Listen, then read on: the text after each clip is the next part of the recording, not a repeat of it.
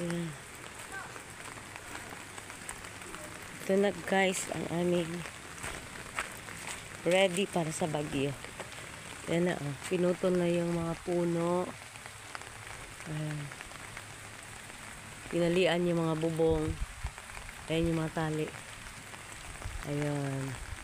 May mga tali na yan. Ayan. Ayan. Ang saksina dito. Ayan. Sa likod. Ready na kami para sa bagyo. Ayan. Putol-putol na yung mga puno. Ayan siya. Bago ang bagyo. Tapos maya-maya lang pupunta ako doon sa evacuation center. Kasi nandun na yung mga evacuees. Kailangan ko silang mailista at mabidyohan. Ayan na, diba? Ready na.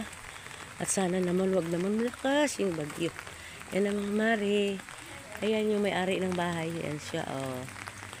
Okay. Ito yung kusina. Ready na at doon. Ayan yun doon din sa amin sa bahay. Ayan. Ready na yan. Pinutol na rin yung mga puno. Ayan. Diba? At saka ayan, namili na rin kami. Nandun na rin yung iba. Bye-bye. Bye-bye.